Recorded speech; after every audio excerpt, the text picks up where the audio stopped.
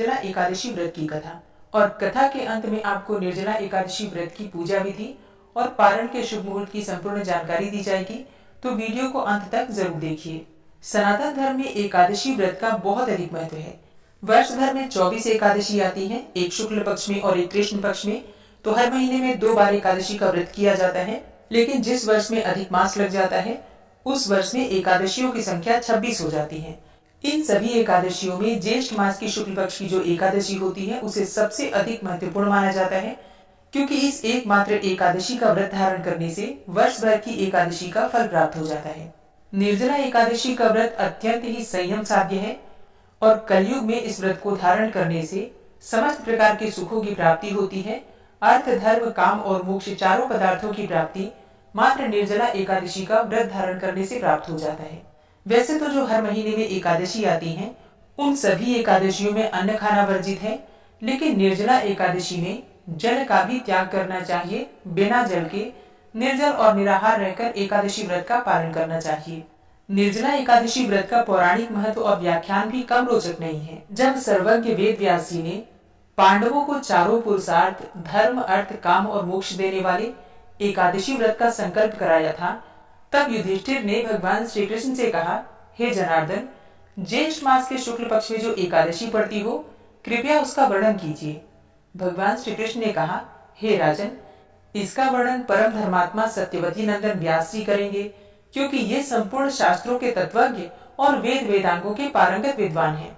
तब वेद व्यास जी कहने लगे कि कृष्ण पक्ष और शुक्ल पक्ष दोनों ही पक्षों की एकादशी में अन्न खाना वर्जित है, और फिर द्वादशी के दिन स्नान करके पवित्र होकर और फूलों से भगवान केशव की पूजा करें। फिर नित्य कर्म समाप्त होने के पश्चात पहले ब्राह्मणों को भोजन देकर फिर अंत में स्वयं भोजन करें। अब ये सुनकर भीमसेन व्यास जी से कहने लगे कि हे पितामह, भ्राता युधिष्ठिर, माता कुंती, द्रौपदी, अर्जुन, नकुल और सहदेव आदि सब एकादशी का व्रत करने को कहते हैं, परंतु महाराज, मैं उनसे कहता हूँ कि भाई देखो, मैं भगवान की भक्ति कर सकता हूँ, पूजा भी कर सकता हूँ, दान भी दे सकता हूँ, परंतु भोजन के बिना नहीं रह सकता। इस पर व्यास जी कहने लगे कि हे भीमसेन, यदि तुम नरक को बुरा और स्वर्ग को अच्छा समझते हो, तो प्रति मास की दोनों एकादशियों को अन्न मत खाया करो। भीम कहने लगे कि हे पितामह, मैं तो पहले ही कह चुका हूँ कि मैं भूख सहन नहीं कर सकता। यदि वर्ष भर में कोई एक ही व्रत हो, तो वो मैं रख सकता हूँ, क्योंकि मेरे पेट में वृक नाम वाली अग्नि है, सो मैं भोजन किए बिना नहीं रह सकता। भोजन करने से वो शांत रहती है, इसीलिए पूरा उपवास तो क्या, एक समय भी बिना भोजन किए रहना मेरे लिए कठिन है। अतः आप मुझे कोई ऐसा व्रत बताइए जो वर्ष भर में केवल एक ही बार करना पड़े और मुझे स्वर्ग की प्राप्ति हो जाए। श्री व्यास जी कहने लगे कि हे पुत्र, बड़े बड़े ऋषियों ने बहुत से शास्त्र आदि बनाए हैं, जिनसे कि बिना धन के थोड़े परिश्रम से ही स्वर्ग की प्राप्ति हो सकती है। इसी प्रकार शास्त्रों में दोनों पक्षों की एकादशी का व्रत मुक्ति के लिए रखा जाता है। अब व्यास जी के वचन सुनकर भीमसेन नरक में जाने के नाम से ही भयभीत हो गए और कांप कर कहने लगे कि अब क्या करूं? मास में 2 व्रत, ये तो मैं नहीं कर सकता। हाँ, वर्ष भर में अगर कोई एक ही व्रत हो, तो वो करने का प्रयत्न मैं अवश्य ही कर सकता हूँ। अतः वर्ष में यदि एक दिन व्रत करने से मेरी मुक्ति हो जाए, तो कोई ऐसा व्रत बताइए। अब ये सुनकर व्यास जी कहने लगे कि वृषभ और मिथुन की संक्रांति के बीच ज्येष्ठ मास के शुक्ल पक्ष की जो एकादशी आती है, उसका नाम निर्जला है। तुम उस एकादशी का व्रत कर लो। इस एकादशी के व्रत में स्नान और आचमन के सिवा जल लेना वर्जित है, और आचमन में भी 6 मासे से अधिक जल नहीं होना चाहिए, अन्यथा वह मद्यपान के सदृश हो जाता है। इस दिन भोजन नहीं करना चाहिए, क्योंकि भोजन करने से व्रत नष्ट हो जाता है। यदि एकादशी को सूर्योदय से लेकर द्वादशी के सूर्योदय तक जल ग्रहण न करें, तो उसे सारी एकादशियों के व्रत का फल प्राप्त होता है। द्वादशी को सूर्योदय से पहले उठकर स्नान आदि करके ब्राह्मणों को दान करना चाहिए। इसके पश्चात भूखे और सत्पात्र ब्राह्मणों को भोजन कराकर फिर आप भोजन कर लेना चाहिए। इसका फल 1 वर्ष की संपूर्ण एकादशियों के बराबर होता है। व्यास जी कहने लगे कि हे भीमसेन, यह मुझको स्वयं भगवान ने बताया है। इस एकादशी का पुण्य समस्त तीर्थों और दानों से अधिक है। केवल एक दिन मनुष्य निर्जल रहने से पापों से मुक्त हो जाता है। जो मनुष्य निर्जला एकादशी का व्रत करते हैं, उनकी मृत्यु के समय यमदूत आकर नहीं घेरते। वरन भगवान के पार्षद उसे पुष्पक विमान में बिठाकर स्वर्ग को ले जाते हैं। अतः संसार में सबसे श्रेष्ठ निर्जला एकादशी का व्रत है। इसीलिए यत्न के साथ इस व्रत को अवश्य करना चाहिए। उस दिन ओम नमो भगवते वासुदेवाय इस मंत्र का उच्चारण करना चाहिए और गौदान करना चाहिए। इस प्रकार व्यास जी की आज्ञा के अनुसार भीमसेन ने इस व्रत को किया। इसीलिए इस एकादशी को भीमसेनी एकादशी या पांडव एकादशी भी कहते हैं। निर्जला व्रत करने से पहले भगवान से प्रार्थना करें कि हे भगवान, आज मैं निर्जला व्रत करता हूँ, दूसरे दिन भोजन करूंगा। मैं इस व्रत को श्रद्धा पूर्वक करूंगा, अतः आपकी कृपा से मेरे सब पाप नष्ट हो जाएं। इस दिन जल से भरा हुआ एक घड़ा वस्त्र से ढककर स्वर्ण सहित दान करना चाहिए। जो मनुष्य इस व्रत को करते हैं उनको करोड़ पर सोने के दान का फल मिलता है, और जो इस दिन यज्ञादिक करते हैं उनका फल तो वर्णन ही नहीं किया जा सकता। इस एकादशी के व्रत से मनुष्य विष्णु लोक को प्राप्त होता है, और जो मनुष्य इस दिन अन्न खाते हैं वे चांडाल के समान हैं। वे अंत में नरक में जाते हैं। जिसने निर्जला एकादशी का व्रत किया है वो चाहे ब्रह्म हत्यारा हो, मद्यपान करता हो, चोरी की हो या गुरु के साथ द्वेष किया हो, मगर इस व्रत के प्रभाव से स्वर्ग जाता है। हे कुंती नंदन, निर्जला एकादशी के दिन श्रद्धालु स्त्री और पुरुषों के लिए जो विशेष दान और कर्तव्य विहित हैं उन्हें सुनो।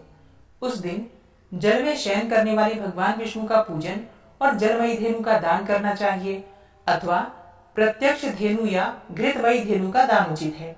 पर्याप्त दक्षिणा और भांति भांति के मिष्टानों द्वारा यत्न पूर्वक ब्राह्मणों को संतुष्ट करना चाहिए। ऐसा करने से ब्राह्मण अवश्य संतुष्ट होते हैं, और उनके संतुष्ट होने पर श्री हरि मोक्ष प्रदान करते हैं। जिन्होंने श्रम, दम और दान में प्रवृत्त होकर श्री हरि की पूजा और रात्रि में जागरण करते हुए निर्जला एकादशी का व्रत किया है, उन्होंने अपने साथ ही बीती हुई 100 पीढ़ियों को और आने वाली 100 पीढ़ियों को भगवान वासुदेव के परम धाम में पहुंचा दिया है। निर्जला एकादशी के दिन अन्न, वस्त्र, गौ, जल, शैया, सुंदर आसन, कमंडलू तथा छाता दान करना चाहिए। जो श्रेष्ठ तथा सुपात्र ब्राह्मण को जूता दान करता है वह सोने के विमान पर बैठकर स्वर्ग लोक में प्रतिष्ठित होता है। जो इस एकादशी की महिमा को भक्ति पूर्वक सुनता अथवा वर्णन करता है वह स्वर्ग लोक में जाता है। चतुर्दशी युक्त अमावस्या को सूर्य ग्रहण के समय श्राद्ध करके मनुष्य जिस फल को प्राप्त करता है वही फल इस कथा के श्रवण मात्र से प्राप्त हो जाता है। हे भीमसेन, पहले दंत धावन करके ये नियम लेना चाहिए कि मैं भगवान केशव की प्रसन्नता के लिए एकादशी को निराहार रहकर आचमन के सिवा दूसरे जल का भी त्याग करूंगा। द्वादशी को देवेश्वर भगवान विष्णु का पूजन करना चाहिए। गंध, धूप, पुष्प और सुंदर वस्त्र से विधि पूर्वक पूजन करके जल के घड़े के दान का संकल्प करते हुए इस प्रकार से मंत्र बोलना चाहिए। संसार सागर से तारने वाले हे देव ऋषिकेश, इस जल के घड़े का दान करने से आप मुझे परम गति की प्राप्ति कराइए। हे भीमसेन, ज्येष्ठ मास में शुक्ल पक्ष की जो शुभ एकादशी होती है उसका व्रत निर्जल ही करना चाहिए, और उस दिन श्रेष्ठ ब्राह्मणों को शक्कर के साथ जल के घड़े का दान करना चाहिए। ऐसा करने से मनुष्य भगवान विष्णु के समीप पहुंचकर आनंद का अनुभव करता है। तत्पश्चात द्वादशी को ब्राह्मण भोजन कराने के बाद स्वयं भोजन करना चाहिए। जो इस प्रकार पूर्ण रूप से पापनाशनी एकादशी का व्रत करता है वह सब पापों से मुक्त होकर आनंदमय पद को प्राप्त करता है। ज्येष्ठ मास की शुक्ल पक्ष की एकादशी के दिन ही भगवान श्री कृष्ण ने देवी रुक्मिणी का हरण किया था, अतः ये एकादशी रुक्मिणी हरण एकादशी के नाम से भी जानी जाती है। हरे कृष्णा। प्रेम से बोलिए भगवान श्री कृष्ण की जय। और अब आप सुनेंगे एकादशी माता की कथा। एकादशी का व्रत एकादशी माता की कथा सुने बिना अधूरा ही माना जाता है, इसलिए पूरे श्रद्धा भाव से एकादशी माता की कथा भी जरूर सुननी चाहिए। एकादशी माता की कथा के अनुसार मुर नामक एक दैत्य था। रावण और कंस की तरह वो भी बड़ा आतंक मचाता था और स्वर्ग में देवों सहित सभी को पीड़ा देता था। सब लोग उससे रक्षा मांगकर श्रीमन नारायण की शरण में गए। भगवान ने कहा, मैं उसे संभालता हूँ, तुम चिंता मत करो। सभी देवताओं को आश्वासन देकर भगवान मुर के साथ युद्ध करने लगे, लेकिन अपनी सारी शारीरिक शक्ति लगाकर भी भगवान विष्णु कुछ नहीं कर सके। भगवान को युद्ध के मैदान से पलायन करना पड़ा। तब वे हिमालय की एक गुफा में जाकर छुप गए। मुर भी उनका पीछा करते हुए वहीं पहुंच गया। भगवान ने ध्यान करना शुरू किया और उनके मन से एक शक्ति उत्पन्न की, उनकी मानसिक शक्ति, और इस शक्ति ने बाहर आकर मुर को अपनी तलवार से मार डाला। हम जानते हैं कि शरीर में 10 इंद्रियां हैं, 5 ज्ञानेंद्रिय और 5 कर्मेंद्रिय। 11वीं इंद्रिय है मन। संस्कृत में एकादशी का अर्थ है 11। चूंकि यह देवी उनके मन अर्थात भगवान की 11वीं इंद्रिय से निकली थी, इसलिए भगवान ने उन्हें एकादशी के नाम से पुकारा। एकादशी माता की उत्पत्ति का दिन उनके नाम से ही जाना जाने लगा। माता एकादशी के अंतिम चरण के दौरान उत्पन्न हुई थी, इसलिए इसे जयंती कहते हैं। और उन्होंने द्वादशी के पहले चरण के दौरान दैत्य को मार डाला था, इसे स्मरण भी कहते हैं। अब एकादशी के दिन व्रत क्यों करना चाहिए, भोजन क्यों नहीं करना चाहिए, तो इस बारे में भगवान ने घोषणा की कि एकादशी के दौरान देवी के इस महान कार्य के कारण पूरे जगत में कोई भी पाप नहीं रहेगा। लेकिन पाप तो पहले से ही है। जब उसने यह सुना तो पाप पुरुष आश्रय की तलाश में इधर उधर भागने लगा। एकादशी के दौरान वह कहाँ रहेगा? वह जहां भी गया सभी ने उसे आश्रय देने से इनकार कर दिया। तब अंत में भोजन अर्थात अन्न एकादशी के दौरान उसे आश्रय देने के लिए सहमत हो गया। इसके बारे में एक श्लोक है, यानि कानि च पापानि ब्रह्म हत्यानिकानि च अन्नमाश्रित्य सर्वाणि तिष्ठन्ति हरिवासरे अघम स केवलम भुंक्ते यो भुंक्ते हरिवासरे। तो एकादशी के दौरान सभी पाप भोजन में ही आश्रय लेते हैं, और जो कोई मनुष्य इस दौरान यानी एकादशी के दौरान भोजन करता है, ये पाप उस व्यक्ति में प्रवेश करेंगे और रोग, समस्या, हानि, परेशानी इत्यादि बन जाएंगे। इसलिए एकादशी के दिन व्रत धारण करना चाहिए। भगवान विष्णु ने कहा कि जो भी मनुष्य एकादशी के दिन व्रत धारण करेगा उसके समस्त पाप नष्ट हो जाएंगे और उसे अंत में विष्णु लोक की भी प्राप्ति होगी। एकादशी को विष्णु भगवान की कन्या भी कहा जाता है, क्योंकि वह भगवान की मानस पुत्री है। उनकी मूर्ति पुरी जगन्नाथ मंदिर और द्वारका धाम में भी है। भगवान के धर्म की रक्षा के लिए जितने भी अवतार हैं वे सभी एकादशी के दिन ही हुए हैं, इसलिए यह इतना पवित्र दिन है। एकादशी व्रत का प्रभाव बताते हुए भगवान श्री कृष्ण ने धर्मराज युधिष्ठिर से कहा, गालव मुनि का भद्रशील नाम का एक पुत्र था। भद्रशील ने छोटी उम्र से ही एकादशी व्रत का पालन करना शुरू कर दिया। मुनि ने उन्हें ऐसा करने के लिए कभी नहीं कहा था। एक बार मुनि ने भद्रशील से पूछा कि उन्हें इस व्रत को करने को किसने कहा है। भद्रशील ने कहा कि मैं तो कई जन्मों से एकादशी का व्रत करता आ रहा हूँ। आमतौर पर किसी को भी अपना पिछला जन्म याद नहीं रहता। जब तक आप माँ के गर्भ में होंगे तब तक आपको पिछले जन्मों की याद रहेगी, लेकिन जन्म से ठीक पहले यह स्मृति मिट जाती है। लेकिन भद्रशील को पिछले जन्म की याद उस समय भी थी। यह एकादशी व्रत की शक्ति थी जिसका वे पालन करते थे। वे एक पूर्व जन्म में धर्मकीर्ति नामक राजा थे। धर्मकीर्ति बहुत क्रूर था, उसे कोई पसंद नहीं करता था। ऐसा कोई पाप नहीं था जो उसने नहीं किया हो। एक बार वह अपने सैनिकों के साथ शिकार पर गया।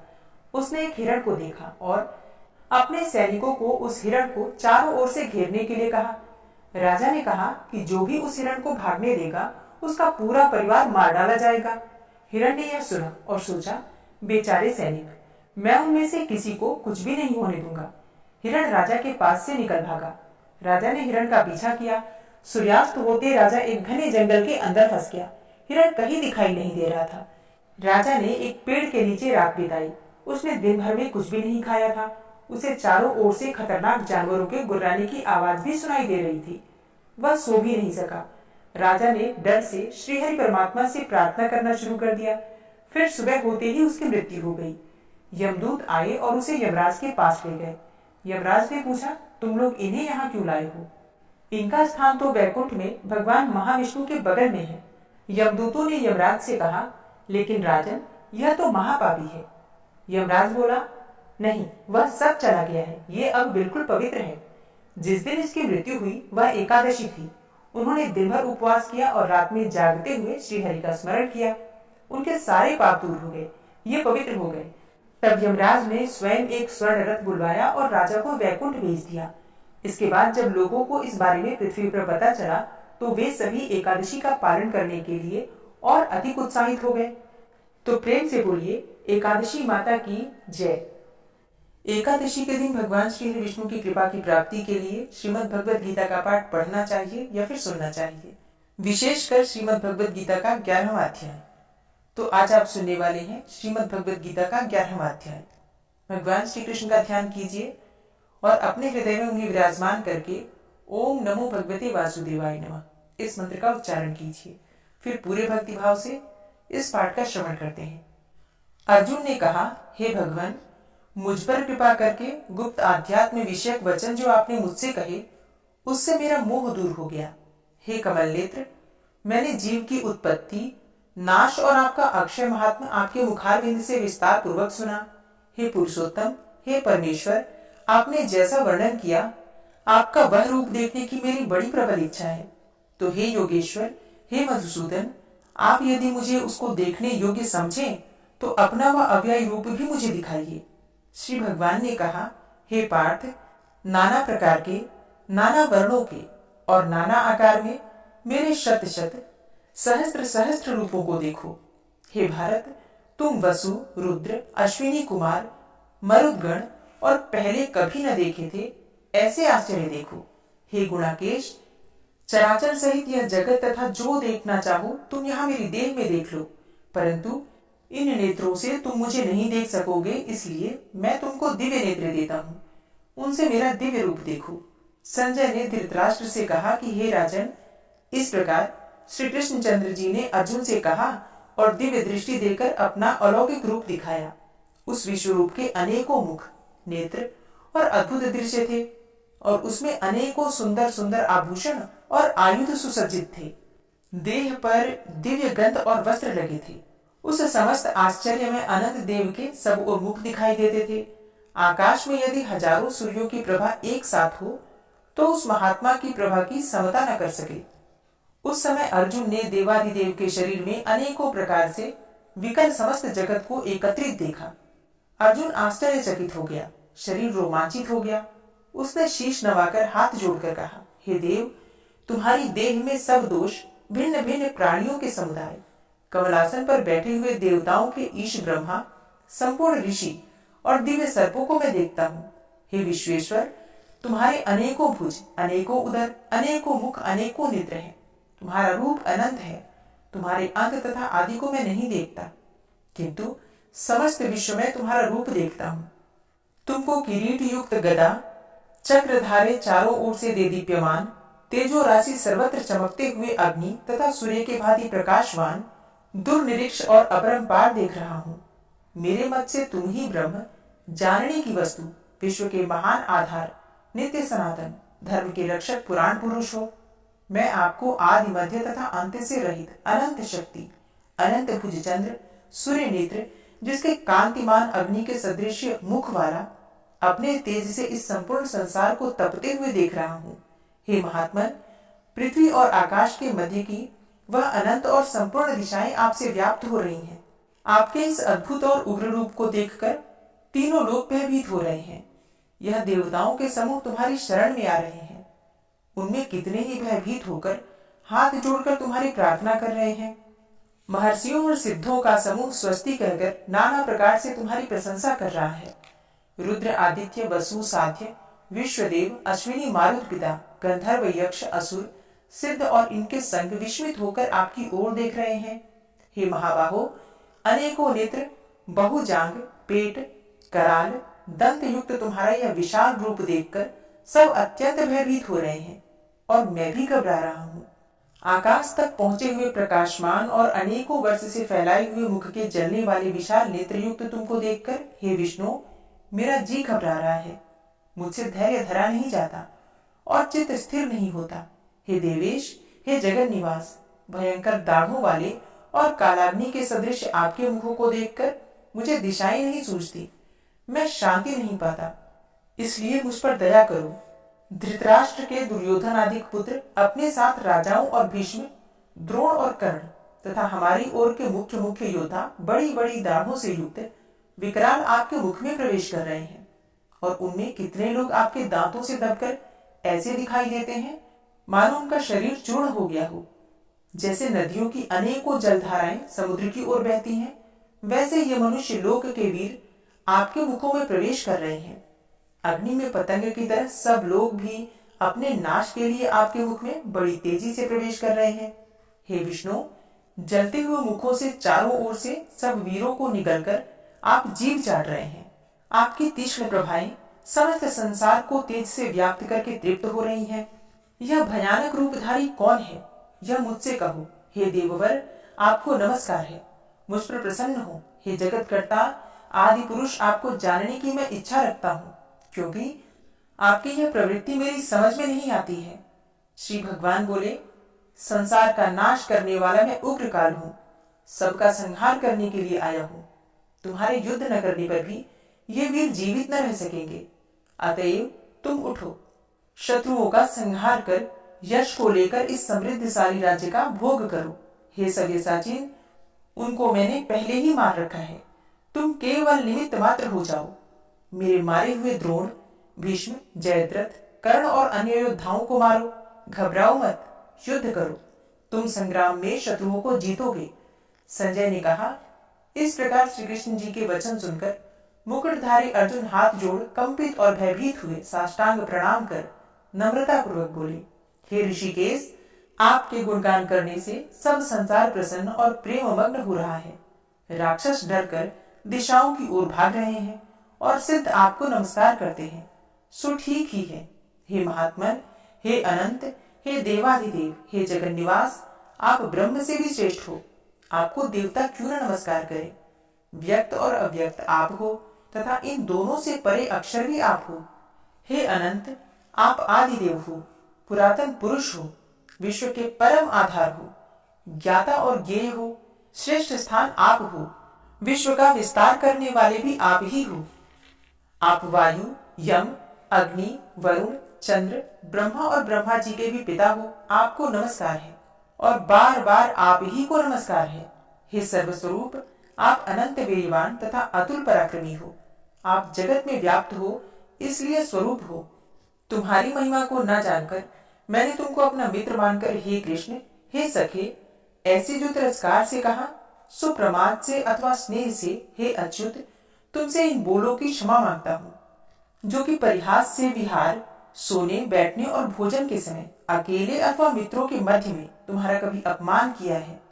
तुम इस स्थावर जंगम रूप से पिता, पूज्य और महान गुरु हो। त्रिलोकी में भी तुम्हारे समान कोई नहीं है। तुमसे अधिक अतुल प्रभाव कहाँ से होगा।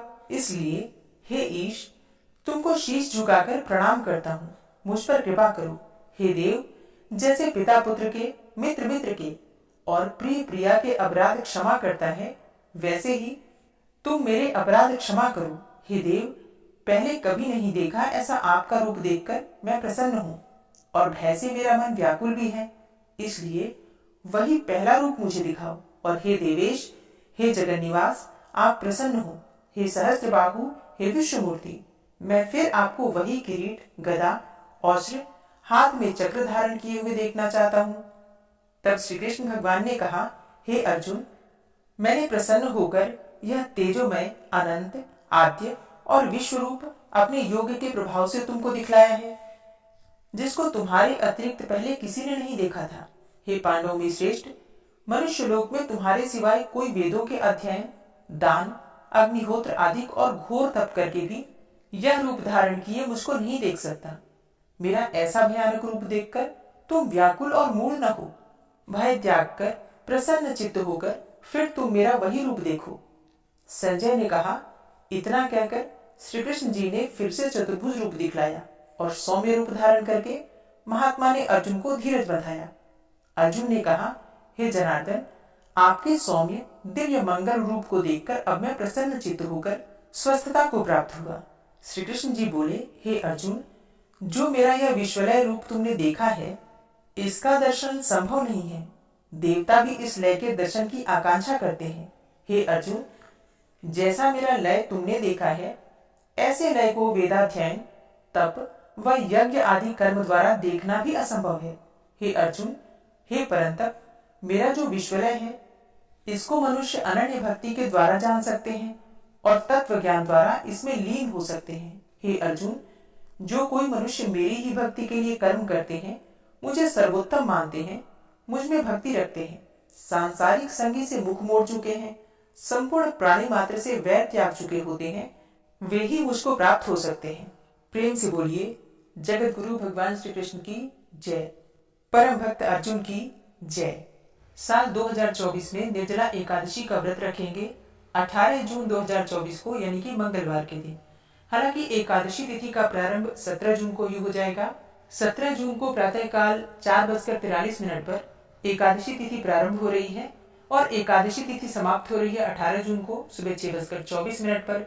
तो दोनों ही दिन सूर्योदय काल में एकादशी तिथि मानी जाएगी, लेकिन 18 जून की एकादशी द्वादशी युक्त है, इसलिए 18 जून मंगलवार की एकादशी श्रेष्ठ मानी जाएगी। तो 18 जून को हम व्रत धारण करेंगे, फिर 19 जून को व्रत का पारण करेंगे और द्वादशी तिथि में ही व्रत का पारण किया जाता है। तो द्वादशी तिथि के प्रारंभ होने का समय 18 जून 2024 को सुबह 6:24 पर है और द्वादशी तिथि समाप्त हो रही है 19 जून को सुबह 7:28 पर। तो व्रत का पारण करने का जो शुभ मुहूर्त आपको प्राप्त हो रहा है 19 जून 2024 बुधवार के दिन सुबह 5:24 से सुबह 7:28 के बीच में। ये कुल 2 घंटे का समय है। इसी समय में आपको अपना व्रत खोलना है, क्योंकि 7:28 पर द्वादशी तिथि समाप्त हो जाएगी, इसलिए पारण के शुभ मुहूर्त का ध्यान अवश्य रखिए।